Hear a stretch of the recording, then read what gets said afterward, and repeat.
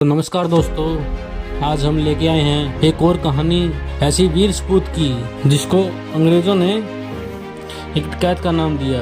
भारत के इतिहास में गोंड जनजाति हमेशा से वीरता, आत्मसम्मान और स्वतंत्रता की मिसाल रही है। इन्हीं गोंड वीरों में से एक नाम अमर हो गया, वीरप्पन गोंड। वह कोई साधारण आदमी नहीं था। उसकी आंखों में चमकती थी बगावत, उसकी सांसों में गूंजता था जंगल का गर्जन और उसके कदमों की आहट से दुश्मनों की रूह कांप जाती थी। कहा जाता है कि वीरप्पन का जन्म गोंड समाज की गोद में हुआ। बचपन से ही उसने जंगल की परवरिश पाई। बाकी बच्चे जहाँ खिलौनों से खेलते थे, वहीं वीरप्पन धनुष, बाण और तलवार के साथ खेलता था। पहाड़, नदी और घने जंगल उसके मित्र थे। उसकी माँ अक्सर कहती थी, बेटा जंगल तेरा घर है और धरती तेरी माँ, इसे बचाना ही तेरी असली पूजा है। उस दौर में गोंड समाज को राजाओं, जमींदारों और अंग्रेजों की नीतियों से लगातार दबाया जा रहा था। उनकी जमीनें छीनी जा रही थी, उन पर जबरन कर वसूला जा रहा था। उनकी औरतों तक की इज्जत खतरे में रहती थी। वीरप्पन ने इन अन्यायों को बचपन से ही देखा।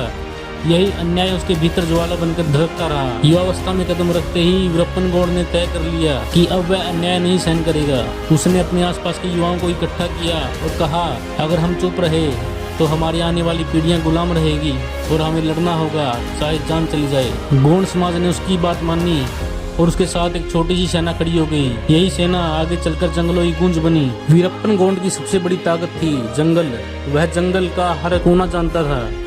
दुश्मन लाख कोशिश करते मगर उसे पकड़ नहीं पाते। जब भी जमींदार या अंग्रेज गोंडों पर अत्याचार करते, वीरप्पन उनकी टोली के साथ अचानक हमला करता और फिर घने जंगल में गुम हो जाता। कहा जाता है कि उसकी चाल इतनी तेज थी कि घोड़े पर बैठे सैनिक भी उसे पकड़ नहीं पाते थे। एक बार अंग्रेज अधिकारी ने उसे पकड़ने के लिए बड़ी फौज भेजी। उन्होंने सोचा कि अब जंगल में जाकर उसे घेर लेंगे, लेकिन वीरप्पन ने ऐसी चाल चली कि पूरी अंग्रेज टुकड़ी रास्ता भटक गई। कहा जाता है कि रात भर उनकी फौज भटकती रही और सुबह उन्होंने देखा कि उनके हथियार और खाने पीने का सामान गायब है। वीरप्पन गोंड और उसकी टोली सब ले गए थे। एक और किस्सा मशहूर है।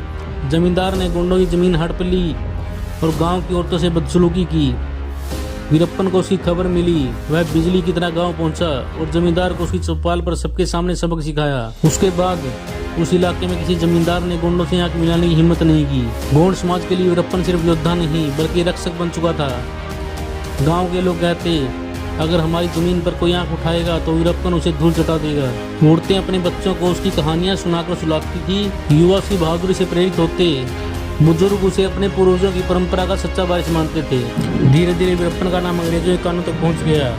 उसने उसे खतरनाक डाकू कहा, लेकिन गोंडों के लिए वह वीर योद्धा था। अंग्रेजों ने कई बार जाल बिछाए मगर वीरप्पन हर बार बच निकलता।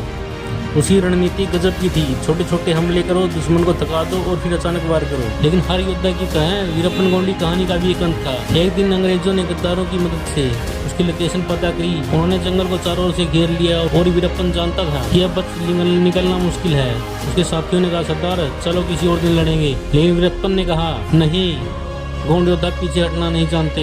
अगर मैं पीछे हट गया तो हमारी आने वाली पीढ़ियां शर्मिंदा होगी। फिर क्या था, घंटों तक भीषण युद्ध हुआ। वीरप्पन ने दर्जनों सैनिकों को धराशायी कर दिया। उसकी आंखों में आक्रोश और होठों पर हिम्मत की ललकार थी। आखिरकार गोलियों की बौछार में उसका शरीर जख्मी होकर गिर पड़ा, लेकिन मरते समय भी उसने गर्जना की, गोंड कभी गुलाम नहीं होगा। वीरप्पन गोंड की शहादत से पूरा गोंड समाज दहाड़ उठा। उसकी मौत ने गोंडों के दिलों में और भी जोश भर दिया। वह आज भी लोकगीतों में जिंदा है, कहानी में सांस लेते हैं और आदिवासी समाज की आत्मा बने हुए हैं।